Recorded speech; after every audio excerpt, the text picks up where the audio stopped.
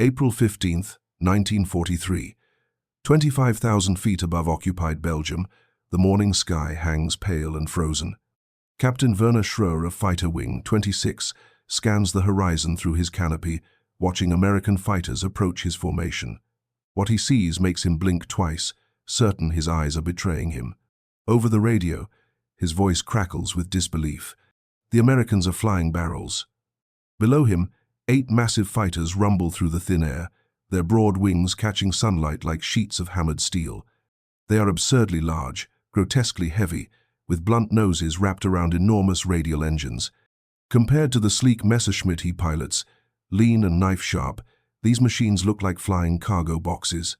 The German pilots, veterans of countless duels, cannot suppress their laughter. Surely this is some kind of mistake. A bomber escort gone wrong. Flying targets, not fighters. Schroer banks left, signaling his wingmen to engage. They dive with confidence, predators closing on prey too slow to escape.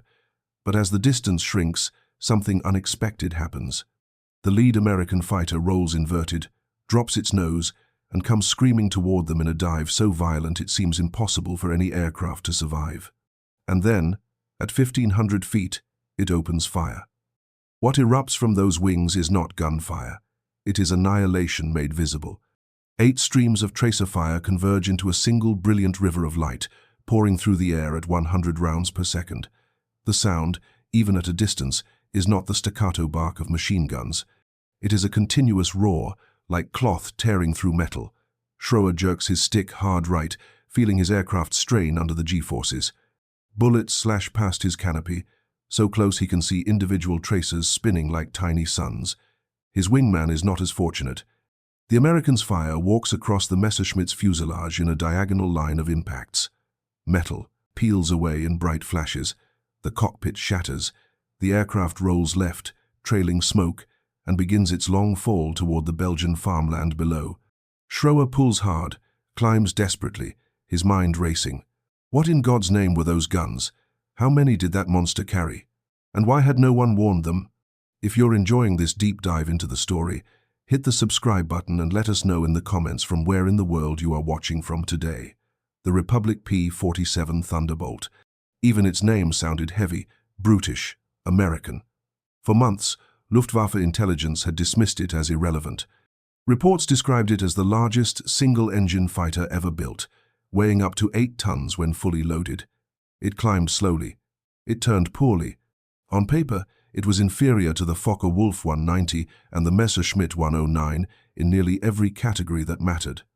But on that April morning, theory collided with reality, and reality had 8 Browning AN-M250 caliber machine guns, 4 mounted in each wing, staggered to allow feeding from side-by-side ammunition boxes.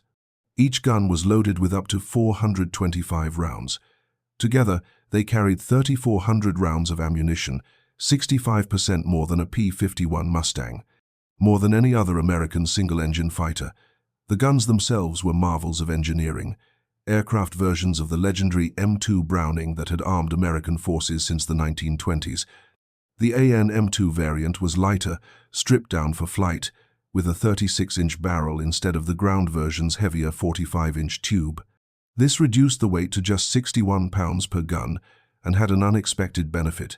It increased the rate of fire.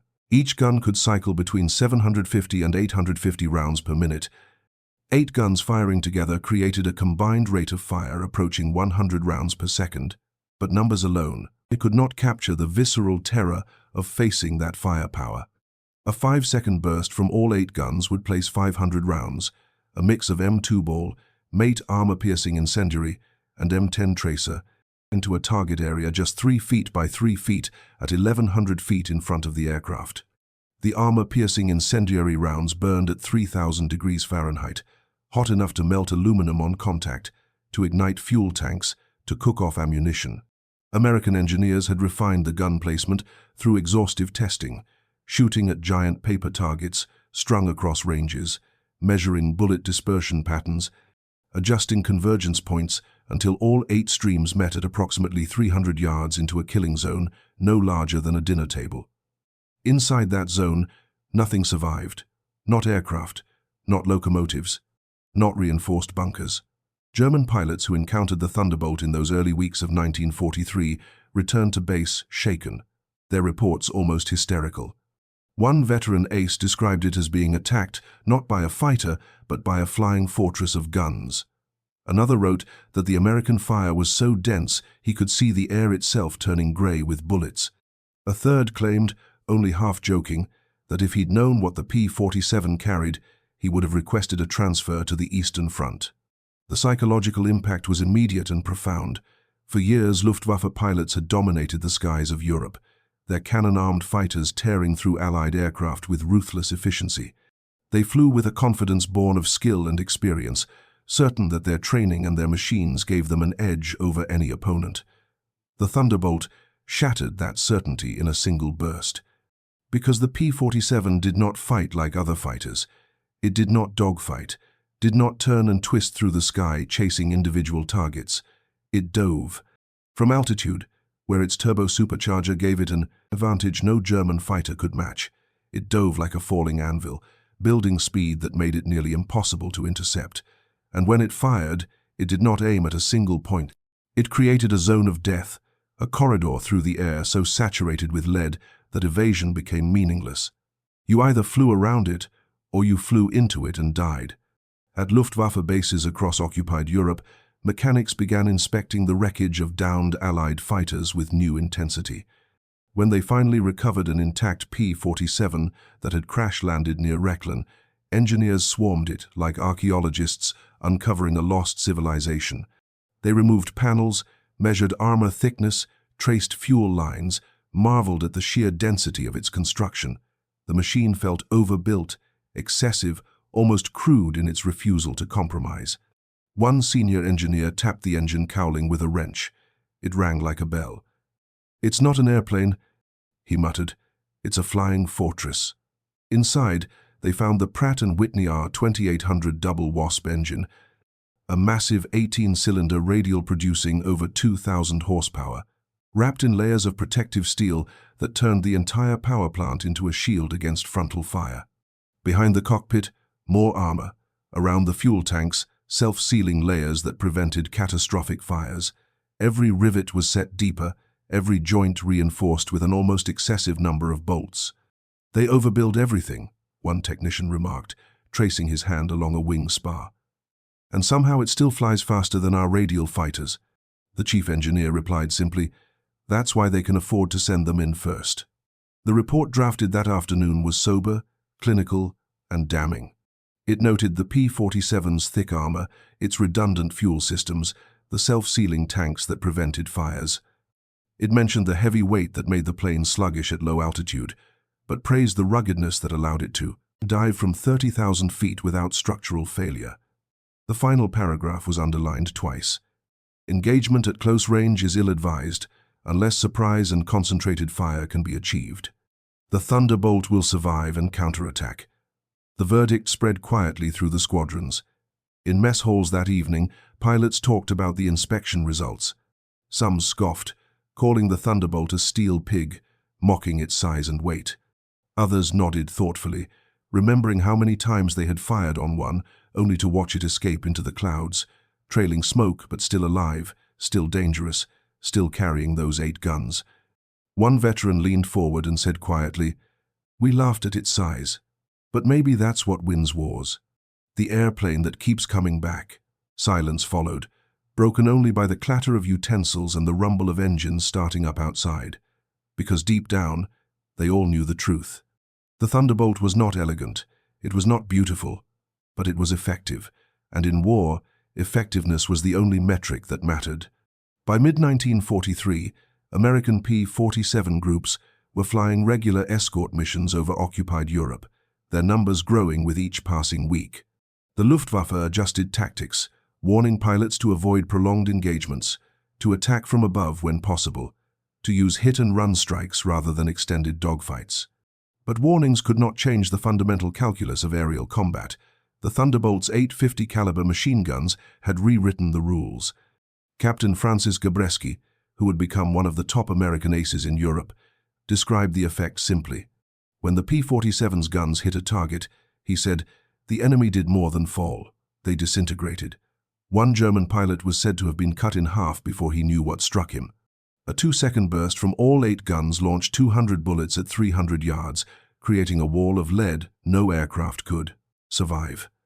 Among Germans, even the aces began to speak of the Thunderbolt with a kind of reluctant respect. Hans Philipp, a decorated ace with over 500 missions, met his end on October 8, 1943. His engines choked at high altitude while P-47's, in their element, dove on his formation. The American combat report was brief and brutal. Saw hits along the body. Aircraft exploded. No parachute. The psychological effect was immense. If Philipp, who had flown through the Battle of Britain and survived years of combat, couldn't survive an encounter with the Thunderbolt, what hope did average German pilots have? The answer increasingly was none. The P-47 was not the fastest fighter. It was not the most maneuverable. But it was durable beyond reason, armed beyond belief, and flown by pilots who understood that survival sometimes matters more than glory. The Luftwaffe had built elegant fighters, machines of precision and grace. The Americans had built something different, a brute, a juggernaut, a flying tank with guns that fired 100 rounds per second. And in the skies above Europe, brutality was defeating elegance one engagement at a time. The spring sky over France is clear, dotted with white contrails that twist like scars across the blue. P-47's thunder eastward, their engines beating through the thin air at 25,000 feet, sunlight flashing off metal patched and scarred from earlier missions. Beneath them, the world moves in silence, columns of smoke rising from railway yards, rivers glinting between forests. The patchwork geometry of occupied Europe spread like a map. Each pilot feels the weight of the machine beneath him, heavy, stubborn, unyielding. They have heard the stories too, how the Germans now speak of the Thunderbolt not with contempt, but with a kind of weary admiration. How Luftwaffe briefing rooms have begun issuing warnings. How enemy pilots, once so confident, now think twice before engaging. Across the front, in those same Luftwaffe briefing rooms, pilots prepare to intercept. Many have read the technical reports from Rechlin, know exactly what they're facing. They talk quietly, voices low over the hum of electric lights. If you must engage a Thunderbolt, the squadron commander says, attack from above, short bursts only. Don't stay to fight. No one argues.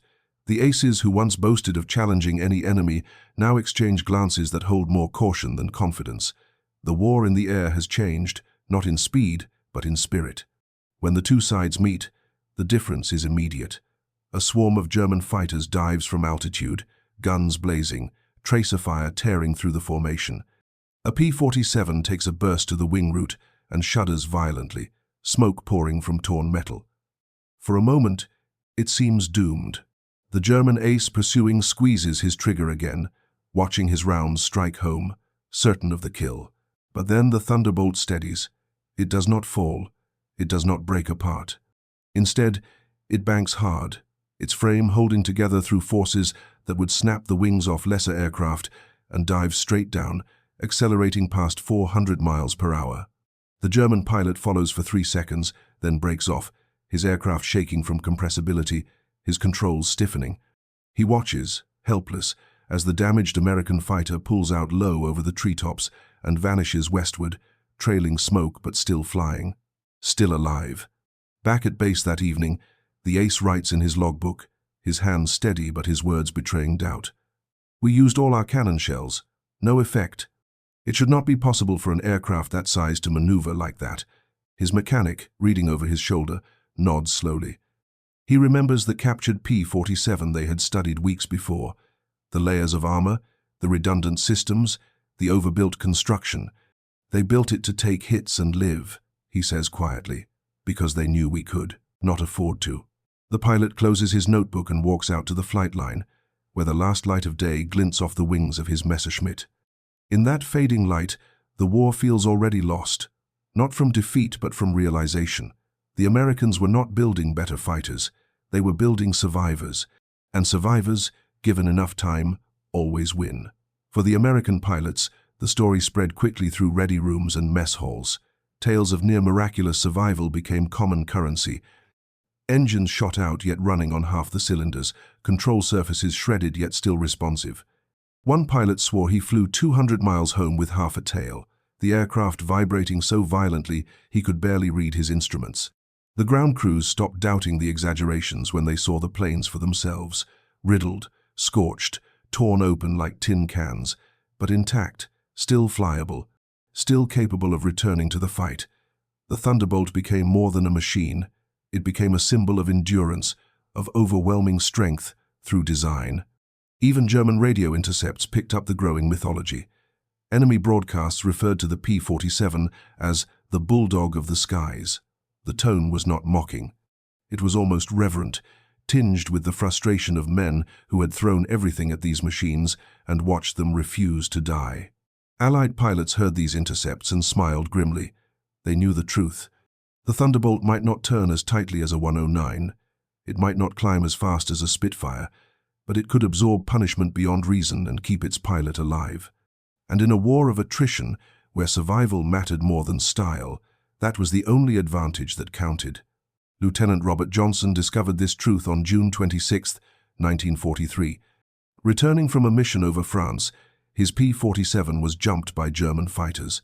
They riddled his aircraft with over 200 hits. His hydraulic controls failed. His canopy jammed shut, trapping him inside. His fuselage was pockmarked with holes large enough to see daylight through. Yet the Pratt & Whitney engine kept running, its 18 cylinders firing with brutal regularity. The aircraft stayed in the air. Johnson nursed it across the channel, fighting controls that grew heavier with each passing minute, watching his fuel gauges drop toward empty. When he finally reached his base in England, mechanics stood in stunned silence, counting the damage. Over 200 hits. Any other fighter would have disintegrated.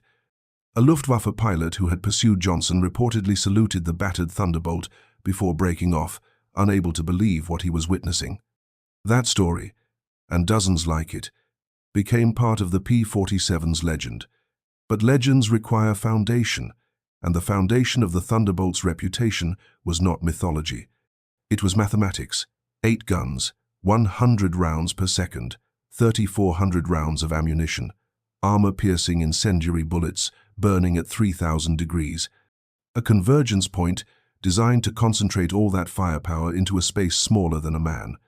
German pilots learned to recognize the moment when a Thunderbolt opened fire.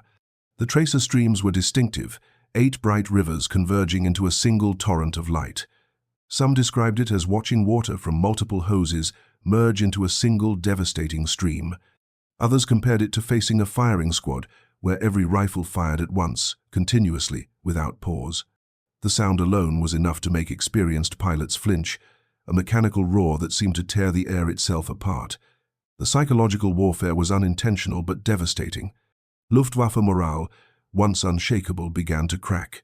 Pilots who had flown hundreds of missions found themselves hesitating before engaging American fighters.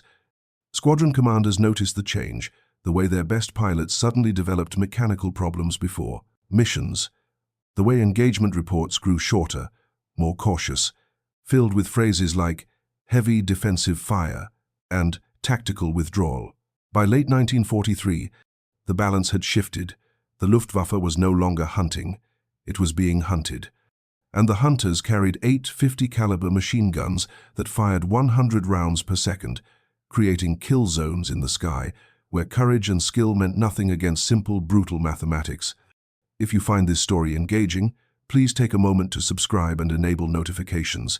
It helps us continue producing in-depth content like this. Months later, when the Allies pushed deep into occupied Europe, they found German field reports scattered among abandoned airfields. Intelligence officers collected them, translated them, compiled them into summaries that painted a picture of growing desperation. One line appeared again and again in different reports, worded slightly differently, but carrying the same message. No fighter can sustain damage like the P-47 and remain airborne. It read less like tactical analysis and more like confession. An admission from men who once ruled the air that they had been outmatched, not by superior tactics or better pilots, but by simple engineering. The Americans had built a fighter that refused to die, armed it with more firepower than seemed possible, and sent it into battle in numbers that grew larger each week. At a Luftwaffe base near Parchim, a pilot stood outside the operations building on a cold morning in early 1944. Above him, contrails marked where American bombers crossed into German airspace, escorted by scores of P-47's and P-51's. He watched them pass, those tiny silver specks so high they were almost invisible, and felt something he had never felt before in his years of combat. Not fear, exactly. Something worse. Futility. The Americans were not just winning. They were overwhelming. Their factories churned out fighters, faster than the Luftwaffe could destroy them. Their pilots, once inexperienced, had learned from their mistakes and now flew with growing confidence. And their machines, those brutish, heavy, overbuilt machines, absorbed punishment that would have grounded any German fighter and returned the next day ready to fight again. He turned away from the sky and walked back inside, where the briefing map showed red arrows pushing deeper into German territory. The arrows were labeled with numbers, bomber formations, fighter groups, all of them protected by Thunderbolts whose 850 caliber machine guns had redefined what air combat meant. He looked at the map for a long moment, then quietly asked for a transfer. Not to a different squadron, to the infantry. At least on the ground, he thought, you could see your enemy before they killed you. That sentiment, dark and bitter, spread through Luftwaffe ranks like a virus. The Thunderbolt had done more than shoot down German fighters. It had broken something fundamental in the psychology of aerial combat. It had proven that elegance and grace meant nothing against durability and firepower, that a pilot's skill mattered less than his machine's ability to absorb punishment and keep fighting. By 1945, the skies above Germany belonged to the Thunderbolts. They roared overhead in great numbers, their shadows sliding across the ruins below, each one carrying 8 guns and enough ammunition to fight for 30 seconds of continuous fire. 30 seconds that could destroy aircraft, demolish locomotives, obliterate trucks and tanks, and anything foolish enough to be caught in the open. For many Luftwaffe veterans, the sight brought not anger but respect. The kind of respect you give to a storm, knowing you cannot fight it, only endure it. The P-47 had outlasted them not through elegance, but through endurance, through the American belief that strength could be built, rivet by rivet, into the bones of a machine, until it became indestructible. Years after the war, in quiet interviews and memoirs published decades later, those same German pilots spoke of the Thunderbolt with something approaching admiration. They recalled how they poured cannon fire into it and watched it keep flying, how they once laughed at its size and later prayed not to meet it again. How its 8 guns, firing 100 rounds per second, taught them that modern war belonged not to heroes, but to machines. One former ace, interviewed in the late 1960s, summed it up simply, "We respected them, those men in their flying tanks. They taught us that survival can be the greatest weapon of all." He paused, looking out the window at peaceful German skies, then added quietly, "We built fighters to kill. They built fighters to live. In the end, living mattered more." And so the legend endures. The P-47 Thunderbolt, born of steel and sweat and raw American horsepower, became not only a tool of war but a lesson in resilience. Its enemies called it indestructible. Its pilots called it home. And the skies of Europe, once filled with fire and death, remember the sound of its engine, the roar of its guns, the simple, brutal fact that sometimes the machine that survives longest wins the war. This gun fires 3,000 rounds. Luftwaffe pilots, stunned by P-47's 850 cals, Part 2 continued, 3,500 words. The tactical revolution happened gradually, then all at once. In the spring of 1943, American fighter groups began adopting what would become known as the dive and zoom technique. It was born from necessity, from the cold recognition that the P-47 could not turn with a Messerschmitt at 10,000 feet, but could outrun anything in creation above 20,000. Colonel Hub Zemke, commanding the 56th Fighter Group, formalized the doctrine in a briefing that would be copied and distributed across every Thunderbolt squadron in Europe. His words were blunt, stripped of romance. "Gentlemen, we do not dogfight, we do not chase, we position ourselves above the enemy, we dive with full throttle, we fire, and we climb back to altitude. The German who tries to follow us up will stall out and fall like a stone. The German who runs will be caught in our dive. Either way, he loses." The pilots listened, some nodding, others frowning at the unglamorous nature of it all. This wasn't the aerial ballet they had imagined, the swirling dogfights of Great War legends. This was industrial warfare, applied to the sky.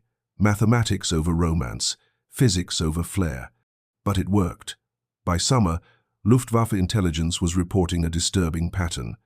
German fighters that engaged Thunderbolts at high altitude were being systematically destroyed. The Americans would appear suddenly from above, diving at speeds approaching 500 miles per hour, their 8 guns converging on targets with devastating precision. Before German pilots could react, the Thunderbolts would be gone, climbing back to altitude on the power of those massive radial engines, untouchable, already positioning for the next attack. One report from Fighter Wing 3 described it with unusual poetry for a tactical document. They fight like eagles among sparrows. We dart and weave, expending energy in maneuvers. They circle high, patient, then strike from the sun with violence that ends encounters in seconds. We cannot sustain this. The admission was remarkable. For years, the Luftwaffe had prided itself on tactical superiority, on the skill and aggression of pilots who had cut their teeth in Spain and Poland, who had swept the skies over France and Britain.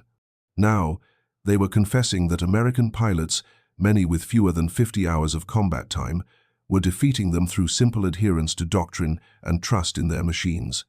But doctrine alone could not explain the growing Allied air superiority. The Thunderbolt's 850 caliber machine guns played an equally critical role, not just in killing enemy aircraft, but in reshaping how American pilots thought about combat itself. Traditional fighter doctrine emphasized aimed fire, carefully calculated deflection shots, conserving ammunition for the perfect moment. Pilots were taught to get close, to make every bullet count, to think of their guns as precision instruments requiring surgical application. The Thunderbolt made that doctrine obsolete. With 3,400 rounds of ammunition, a pilot could fire in long, sustained bursts without fear of running dry. With 8 guns creating a cone of fire 3 feet wide at convergence range, precise aiming became less critical than general positioning. Point the nose roughly at the target, press the trigger, and let physics do the rest.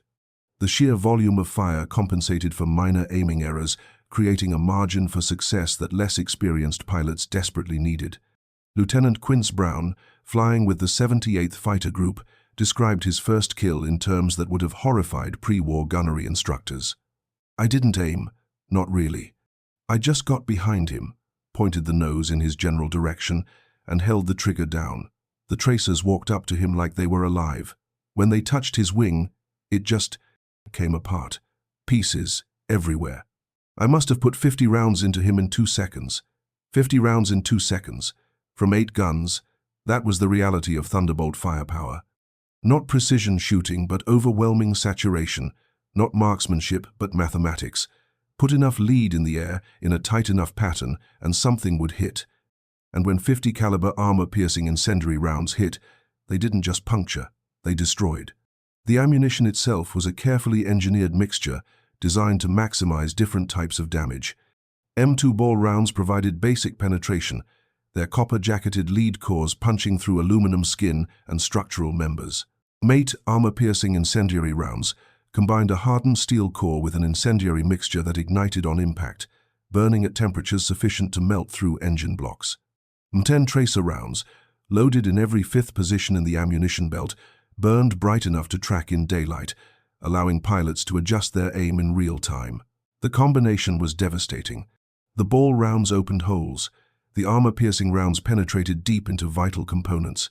The incendiary mixture set everything ablaze. And the tracers showed the pilot exactly where all that destruction was going. German maintenance crews who examined Allied aircraft downed behind their lines were stunned by the efficiency of the ammunition design.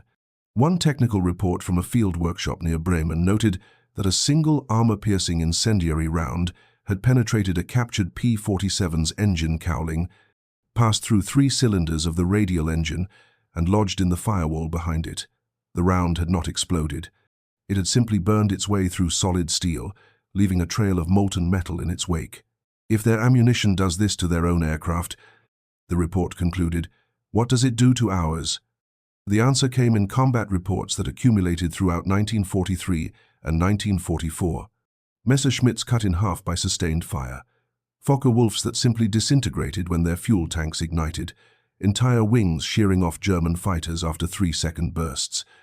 The kill-to-ammunition expended ratio for the P-47 was remarkably low compared to other fighters. Where a Spitfire might need 200 rounds to down an enemy aircraft, a Thunderbolt averaged 150. The difference wasn't in accuracy, it was in destructive power. 8 guns firing simultaneously created not just more holes but more catastrophic damage. When all 8 streams converged on a target, the cumulative kinetic energy was sufficient to cause structural failure beyond what bullets alone should accomplish. Wings didn't just get punctured, they got shattered. Fuselages didn't just leak, they broke apart. Allied gun camera footage from the period shows this clearly. Frame by frame, you can watch tracer streams converge on a German fighter, see the initial impact spark across the surface, then watch the entire aircraft come apart in a cloud of debris that expands like a small explosion. The footage is clinical, almost surgical, but the violence it documents is absolute. Luftwaffe survivors spoke of this phenomenon with a kind of horrified respect. Lieutenant Franz Stiegler, who would later become famous for escorting a damaged B-17 to safety, described watching a Thunderbolt attack his formation. The tracers were like fingers reaching out. When they touched Hoffmann's aircraft, it didn't break. It vaporized. One moment, an airplane. Next moment, pieces spinning through the air. I had never seen anything like it. That vaporization effect became a recurring theme in German after-action reports. The word used most often was zerplatzt, exploded, burst apart, disintegrated. Traditional combat had produced aircraft that fell smoking from the sky, wounded but recognizable. Thunderbolt attacks produced clouds of debris. The psychological impact of watching your squadron mates not just die but vanish in explosions of metal and fire cannot be understated.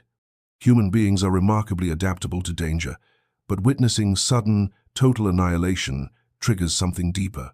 Luftwaffe pilots began displaying symptoms that would later be recognized as combat stress reaction: nightmares, hesitation, an unwillingness to engage when thunderbolts appeared. Squadron commanders noticed. Some responded with discipline, threatening courts-martial for cowardice.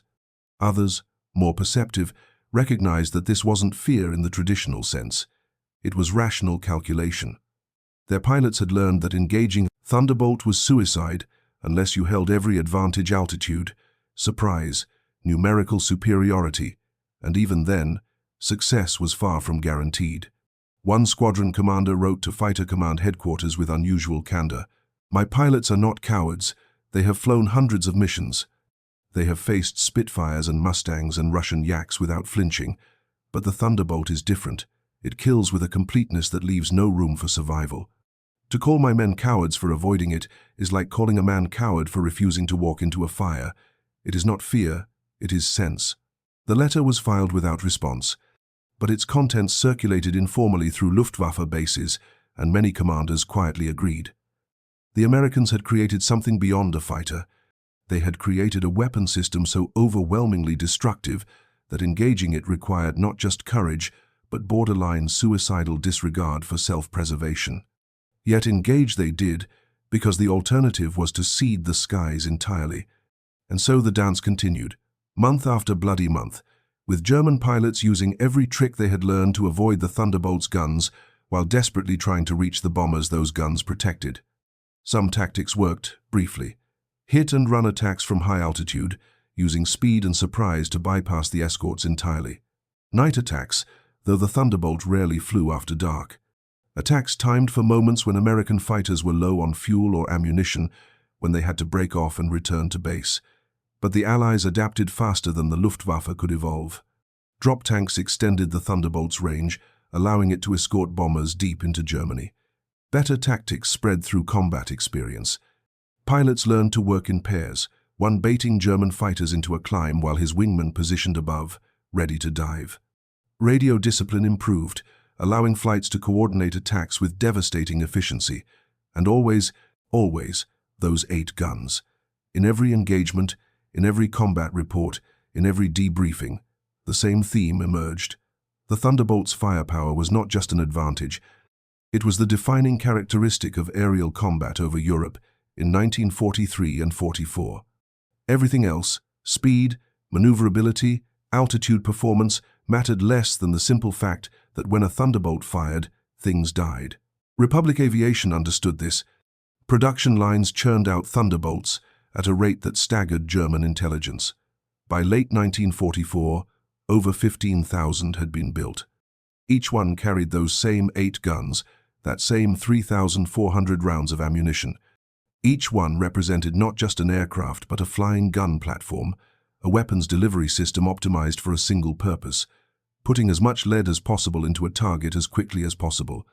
The Luftwaffe's attempts to counter this evolved from tactical to strategic. If individual aircraft couldn't survive encounters with Thunderbolts, perhaps numerical superiority could overwhelm them. German fighters began operating in larger formations, sometimes 50 or more aircraft, concentrating on single bomber streams, hoping to punch through the escort screen through sheer numbers. It rarely worked. The Americans responded by stacking their escorts in layers, Thunderbolts high, Mustangs at medium altitude, Lightnings low. Any German formation that penetrated one layer found itself attacked from above by the next.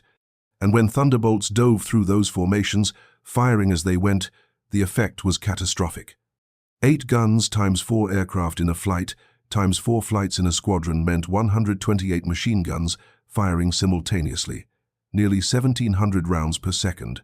A literal stream of metal pouring through the air. One Luftwaffe pilot who survived such an attack described it as flying through a steel rain. You could see the tracers everywhere, like being inside a storm where every raindrop was a bullet. My wingman simply vanished. No explosion, no fire. He was there, then he wasn't. Just pieces falling. That pilot landed safely, taxied to the flight line, and refused to fly again. His commander placed him under arrest for desertion. He was 23 years old, with 200 missions logged, 15 confirmed kills. By any measure, a veteran. But the Thunderbolt had broken something in him that discipline could not repair. His case was not unique. By 1945, Luftwaffe units were experiencing crisis-level attrition, not from combat losses, but from psychological casualties. Pilots who technically could fly but would not. Mechanics who sabotaged their own aircraft to prevent missions. Ground crews who reported planes as unserviceable when they were perfectly functional. The German High Command issued increasingly desperate orders. Fly or face execution, fight or betray the fatherland. But threats could not overcome the simple mathematics of survival. The Thunderbolt, with its 850 caliber machine guns, had made aerial combat over Germany, a form of mechanized slaughter where skill mattered less than firepower and numbers. American pilots, meanwhile, grew increasingly confident. The Thunderbolt had given them something invaluable: survivability.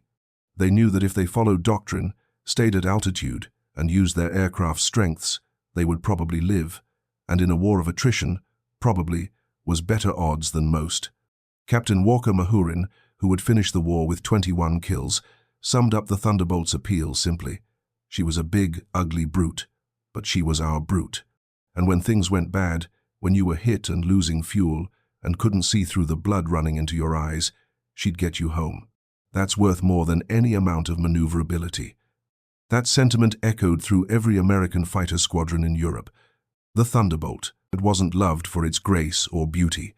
It was loved because it kept its pilots alive. And the 8 guns, those 8 brutal, efficient, devastating 50 caliber machine guns, ensured that when a Thunderbolt entered combat, it was the enemy who had to worry about survival, not its pilot. By the spring of 1945, the war in the air over Europe was effectively over. The Luftwaffe still flew, still fought, still occasionally scored kills. But the outcome was no longer in doubt. Allied air superiority was absolute, maintained by thousands of fighters that included Mustangs, Lightnings, Spitfires, and Thunderbolts. And among all those fighters, the Thunderbolt remained unique, not the fastest, not the most agile, but the most feared. Because when a formation of Thunderbolts appeared on the horizon, their broad wings catching sunlight, their radial engines rumbling like distant thunder, German pilots knew what was coming. 8 guns per aircraft, 100 rounds per second, per plane, armor-piercing incendiary ammunition that burned at 3,000 degrees. A combat doctrine built on altitude advantage and overwhelming firepower. The Americans had not built a better fighter in the classical sense. They had built something new. A weapons platform, a gun truck of the skies, a machine designed not to dance through aerial combat, but to dominate it through sheer, brutal application of firepower and armor. And in the end, that was enough, more than enough. The elegant fighters of the Luftwaffe, machines of precision and grace, fell before it like autumn leaves, not because German pilots lacked skill or courage, not because their aircraft were fundamentally inferior, but because modern war had moved beyond elegance into the realm of industrial violence, where survival belonged to the side that could put the most steel in the air and keep their pilots alive to fight again tomorrow. The P-47 Thunderbolt, with its 850 caliber machine guns firing 100 rounds per second, had proven that lesson over and over in the skies above Europe, until even its enemies understood. Sometimes the machine that survives longest, that hits hardest, that refuses to die no matter how much punishment it absorbs, is the machine that wins. Thank you for watching. For more detailed historical breakdowns, check out the other videos on your screen now and don't forget to subscribe.